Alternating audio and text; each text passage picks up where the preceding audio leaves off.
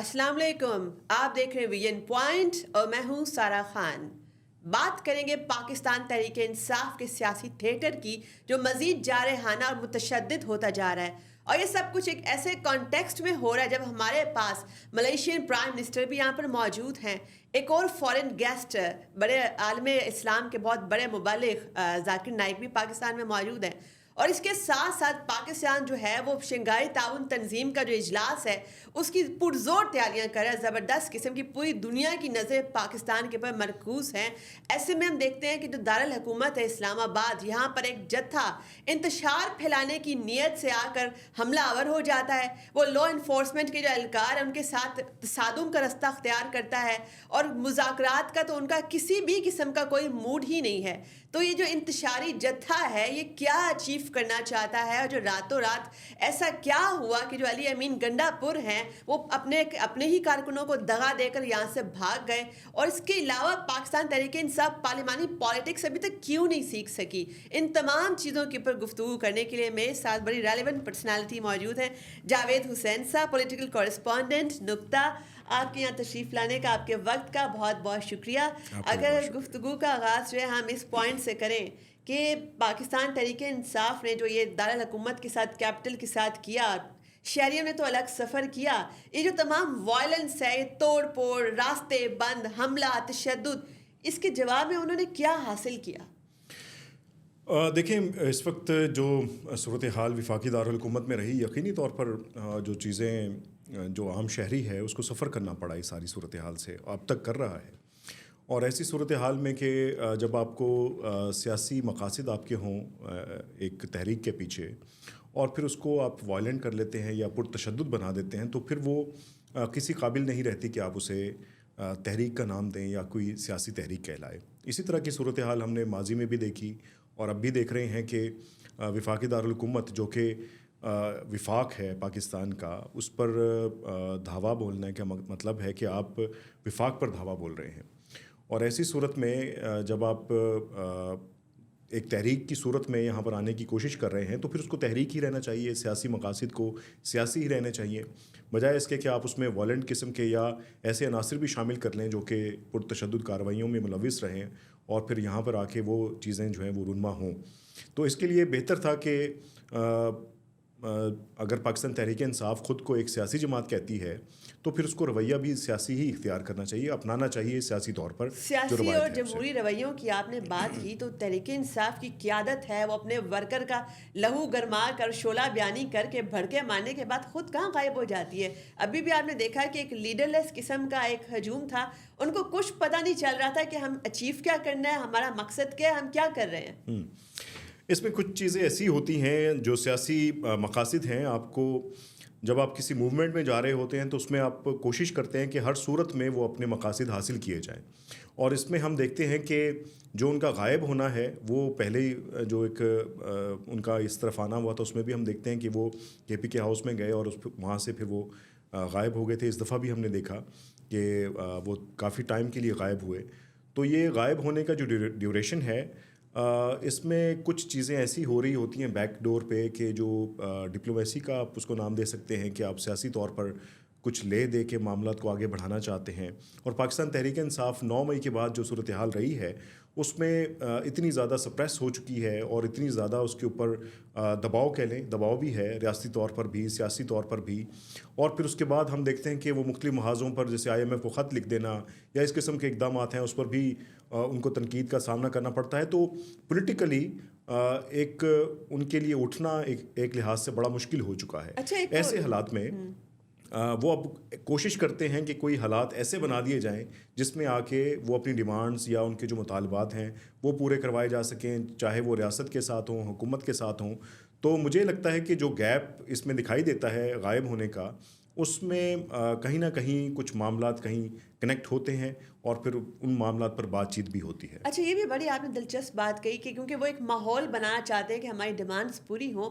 کیا ایسا ماحول بھی جو ریاست پاکستان کے خلاف جاتا ہے؟ اور جیسے کہ ہم نے دیکھا کہ بیرسٹر سیف جو وزیر اطلاعات ہیں خیبر پختونخوا گورنمنٹ کے، وہ اوپنلی آ کر کہہ رہے ہیں کہ جو وزیر خارجہ ہیں انڈیا کے، وہ آ کر ہمارے ساتھ بیٹھیں اور ہمارے ساتھ خطاب کریں, ہمارے ساتھ اس تحریک میں بڑھ چڑھ کر حصہ لیں. ایک ایسے انسان کو وہ آ کر دعوت دے رہے ہیں جس کے پاکستان مخالف بیانات کی تاریخ بھری پڑی ہے. جی بالکل ایک احمقانہ سا ایک بیان ہے جس کو پارٹی کے اندر بھی اپوز کیا گیا ہے, اور مجھے بتایا گیا کہ جو ان کی ریسنٹلی پرسوں جو ایک پولیٹیکل کمیٹی کی میٹنگ ہوئی اس میں بھی جو ان کے سیکریٹری ہیں سلمان اکرم راجہ, انہوں نے سرزنش کی ہے ان کی اس بیان کے اوپر کہ یہ بیان قطعی طور پر اس طرح سے نہیں بنتا تھا دینا, لیکن ان کی جانب سے ایک نہیں 2 چینلز پہ یہ بات کی جانی, اور پھر آپ ایسے مخالف کو جو کہ آپ کے کسی طور پر بھی آپ کی خوشحالی یا آپ کی جو ترقی ہے اس کو نہیں دیکھ سکتا, اس ریجن میں آپ کو پرامن رہنے نہیں دینا چاہتا, اس کے لیے آپ اگر کہیں کہ وہ آ کے آپ کی تحریک میں شامل ہوں, قطعی طور پر ایسا نہیں ہونا چاہیے تھا. اور اس طرح کی جو روایت ہے وہ ہم دیکھتے ہیں کہ سیاسی طور پر بہت ساری جماعتیں جن پر بعد میں پابندی لگی ان کی طرف سے بھی خطوط لکھے جاتے رہے. انڈین ہائی کمیشن کو بھی خط لکھا گیا ماضی میں ایک جماعت کی طرف سے, اور پھر اس کے بعد اقوام متحدہ کو لکھا جاتا رہا. تو جب آپ کا پولیٹیکل پروسیس کہیں آ کے بند ہو جاتا ہے, بات چیت کے دروازے بند ہو جاتے ہیں اور سننے والا کوئی نہ رہے, تو اس صورت میں پھر آپ کو اس طرح کے راستے جو ہیں وہ اختیار کرنے پڑتے ہیں. یہ بڑی افسوس کی بات ہے کہ ہماری سیاسی قیادت وہ جمہوری راستہ اپنانا ایسے موقعوں پر بھول جاتی ہے. اور اگر ایک اور چیز بھی دیکھی جائے کہ تحریک انصاف کی باتوں میں بہت زیادہ بے ربط چیزیں نظر آتی ہیں کہ ایک طرف یہ لوگ کہتے ہیں کہ ہم نے تو اسٹیبلشمنٹ سے بات ہی نہیں کرنی, اگلے دن کہتے ہیں کہ ہم نے صرف بات ہی ہم قیادت سے ڈائلاگ ہی صرف ان کے ساتھ کریں گے. ایک طرف سعودی عرب کے اوپر الزامات لگاتے ہیں, بعد میں وہی والی قیادت جو بالکل پیچھے کر لیتی ہے اپنے آپ کو کہ نہیں جی ہم نے تو سعودی عرب کے بارے میں کچھ کہا ہی نہیں. ایک بار IMF کو خود خط لکھتے ہیں, اس کے بعد خود ہی اسے پیچھے ہٹ جاتے ہیں کہ نہیں ہمارا تو وہ مطلب تھا ہی نہیں. تو کیا یہ کوآرڈینیشن کا گیپ ہے اس جماعت کے اندر, یا یہ سب کچھ سوچے سمجھے منصوبے کے تحت ہوتا ہے؟ دیکھیں کوآرڈینیشن تو PTI میں اب ہے نہیں اس طرح سے, کیونکہ ان کا جو ایک کوآرڈینیشن کا جو ایک اسٹرکچر تھا اسے کریک کر دیا گیا ہے. اور 9 مئی کے بعد جو کریک ڈاؤن ہوا ان کے اوپر وہ کہیں آپ کے سامنے بھی ہے, ڈھکا چھپا نہیں ہے. تو مقصد یہی تھا کہ جو آپ کی پبلک کے ساتھ اور قیادت کے درمیان میں جو ان کا ایک ربط ہے اس کو کریک ڈاؤن کرنا ہے, اور وہ کریک ڈاؤن کیا گیا. اب اس میں کوئی لیڈر یا کوئی MNA یا کوئی رہنما کہیں جا کے اپنی طور پر وہ سوچتا ہے کہ یہ بیان ٹھیک ہے تو وہ بیان دیتا ہے. اس پہ ہم نے دیکھا جو بیان سعودی عرب سے متعلق آیا تھا اس پہ پھر ان کی طرف سے وضاحتیں بھی جاری ہوتی رہیں, پارٹی بھی کرتی رہی, لیکن ایسے جو بیانات ہیں وہ ریاست پاکستان کے لیے ٹھیک نہیں ہیں. ہم نے دیکھا کہ پاکستان تحریک انصاف کی جب گورنمنٹ تھی اس میں غلام سرور صاحب جو اس وقت کے ایویشن کے منسٹر تھے, انہوں نے ایک بیان دیا کہ PIA کی جو پائلٹس ہیں ان کی ڈگریاں جعلی ہیں. اس کا امپیکٹ اتنا آیا کہ آپ کو یورپی یونین, امریکہ اور دیگر جو راؤٹس تھے آپ کے تمام گراؤنڈ ہو گئے, اور ابھی تک وہ تحقیقات ابھی تک چل رہی ہیں, اور ساتھ ہی ساتھ اس کے امپیکٹس ابھی تک ہم اس کو فیس کر رہے ہیں. یہ جو آپ نے امپیکٹ کی بات کی نا کہ بیرونی دنیا کے اوپر بھی ہمیں کس طریقے سے یہ تضحیق کا سامنا کرنا پڑتا ہے. ابھی چونکہ پاکستان ایک بہت بڑا مومنٹس قسم کا شنگھائی تعاون تنظیم سمٹ وہ ہوسٹ کرنے جا رہا ہے, ہم بیرونی دنیا کو کیا پیغام دے رہے ہیں جب ہم نے کیپٹل کے مناظر پوری دنیا دیکھ رہی ہے, یہاں پہ توڑ پھوڑ ہو رہی ہے, تشدد ہو رہا ہے, شیلنگ ہو رہی ہے, اور تحریک انصاف کے جو کارکن ہیں وہ آ کے چڑھ دوڑے ہیں لا انفورسمنٹ کے اوپر. یہ کیا دیکھ رہی ہے دنیا ہمارے بارے میں؟ دیکھیں یہ ایک امیج ہے جو کہ میرا خیال ہے کہ اس کا حل جو ہے وہ سیاسی طور پر ہی نکالا جائے, کیونکہ ایک جمہوری جو معاشرے ہوتے ہیں اس میں آپ ڈائلاگ سے معاملات کا حل نکالتے ہیں, ٹیبل ٹاک کی جاتی ہے. لیکن مجھے یہاں دکھائی دیتا ہے کہ گورنمنٹ یا ریاست پاکستان وہ پاکستان تحریک انصاف کے ساتھ کسی طور پر بھی بیٹھنے کے لیے تیار نہیں. لیکن وہ تو خان صاحب خود کہتے ہیں میرے سیاسی قیادت سے بیٹھنا ہی نہیں ہے. دوسری جانب اگر بات کی جائے, دیکھیں ثالثی کے لیے آپ کے پاس لیڈرز موجود ہیں. مولانا فضل الرحمان کو کل تک اگر PTI جو ہے اس کی مخالفت کرتی تھی, آج ان کو لیڈر تسلیم کرتی ہے. تو مولانا فضل الرحمان آپ کے پاس ایک بڑا فورم ہے جس کے ذریعے آپ معاملات کو کول ڈاؤن کر سکتے ہیں. لیکن اس کے لیے ضروری ہے کہ ریاست یا حکومت پاکستان اس بات کا تہیہ کرے کہ ہم نے مذاکرات کرنے ہیں. اگر آپ نے مذاکرات نہیں کرنے تو پھر آپ طاقت کا استعمال کرتے ہیں, اور یہی چیز ہم نے دیکھی اس وقت کہ ان کے خلاف ہر طرح کا حربہ استعمال کیا جا رہا ہے, چاہے وہ حکومت کی جانب سے ہو یا ریاست کی جانب سے ہو. بطور ایک صحافتی کارکن ہونے کے جو جمہوری نظام یا جمہوری معاشرے ہوتے ہیں اس میں ہمیں یہ بہت ساری مثالیں ملتی ہیں کہ آپ بیٹھ کے بات کریں اور ان کے جو گریونسز ہیں ان کو سنا جائے. بالکل dialogue is the only way. یس, لیکن یہاں پر دونوں طرف آگ برابر کی لگی ہے اور دونوں جو ایک تصادم کی سچویشن ہمیں نظر آتی ہے. جی اچھا, وزیر دفاع کا ایک بیان جو ہے وہ بڑا اہمیت کا حامل ہے. وہ کہتے ہیں کہ ایک مسلح جتھا ایک اور 9 مئی کرنا چاہتا ہے, اور اس کے علاوہ وہ انہوں نے یہ بھی کہا کہ افغانیوں کا لشکر بھی ساتھ لے کر لایا گیا اسلام آباد کے لیے. تو یہ والی چیزیں جو ہیں, یہ پاکستان ایک آلریڈی ایک بڑی کرٹیکل قسم کی سیکیورٹی سچویشن سے گزر رہا ہے. ہم نے دیکھا ہے کہ ایس سی او کو سبوتاج کرنے کے لیے بہت سارے عناصر متحرک ہو گئے. ہم نے کراچی کے اندر بھی یہ سچویشن دیکھی ہے. تو ایسے میں آپ اس بیان کو کیسے لیتے ہیں؟ دیکھیں, جب آپ کی کوئی تحریک ملک کے اندر ایک انریسٹ ہو رہا ہوتا ہے کسی طرف سے, تو اس میں جو آپ کے ایسے عناصر جو کہ ریاست مخالف عناصر ہیں وہ یقینی طور پہ اس ایکسپلائٹیشن کا فائدہ اٹھاتے ہیں. اور اس میں ہم دیکھتے ہیں کہ ماضی میں بھی یہ مثالیں موجود رہیں کہ آپ کی جب کبھی امن کی بات بڑھانے کے لیے آپ کسی کے ساتھ ٹیبل پہ بیٹھے تو دوسری طرف ہم نے دیکھا کہ حالات جو ہیں وہ مزید بگڑتے ہوئے دکھائی دیے. اور اس میں آپ اگر بات کریں تو اگر پولیٹیکلی ہم ان کو سمجھتے ہیں اور ان کی ایک صوبے میں گورنمنٹ بھی ہے, تو میرا خیال ہے کہ حکومت پاکستان کو اور ریاست پاکستان کو مل کر اس مسئلے کا جو حل ہے وہ شاید ٹیبل ٹاک پہ نکل سکتا ہے. آج بھی ایک اے پی سی فلسطین کے معاملے پر ہو رہی ہے. اسی طرح سے آپ اے پی سی بلائیں اور اس میں تمام معاملات کو آپ ڈسکس کریں. اسی طرح سے ہم نے دیکھا تھا کہ جب 126 دن کا دھرنا ہو رہا تھا اس وقت پشاور میں آرمی پبلک اسکول پر ایک حملہ ہوا, اس کے بعد پھر ایک اے پی سی بلائی گئی تھی, اسی تناظر میں وہ دھرنا بھی ختم کیا گیا. تو اسی طرح سے کوئی صورتحال ایسی جس میں بیٹھ کے جو پولیٹیکل وائز پیپل ہیں وہ بیٹھ کے سیاسی فیصلے اگر کریں تو یقینی طور پر یہ جو آگ بھڑک رہی ہے, بالکل آپ نے کہا کہ dialogue is the only way forward. ایک اور چیز بڑی اہمیت کی حامل ہے, آپ نے کہا کہ ایک صوبے میں ان کی گورنمنٹ بھی, اور وہ یہاں پر آئے جب اسلام آباد پہ انہوں نے لشکر کشی کی, تو جو غریب عوام کے ٹیکس کے پیسوں سے جو سرکاری وسائل ہیں وہ عیار پہ لا کر یوز کر رہے ہیں, اس کو ریاست پاکستان کے ہی خلاف یوز کر رہے ہیں. یہ والی چیز آپ کیسے دیکھتے ہیں؟ کیا یہ آئین پاکستان سے متصادم نہیں ہے؟ بالکل ایسا نہیں ہونا چاہیے کہ کسی بھی جتھے کو کسی طور پر جو ہے وہ وفاق پر حملہ آور ہونا چاہیے, اس میں چاہے مسلح ان کی جد و جہد ہو.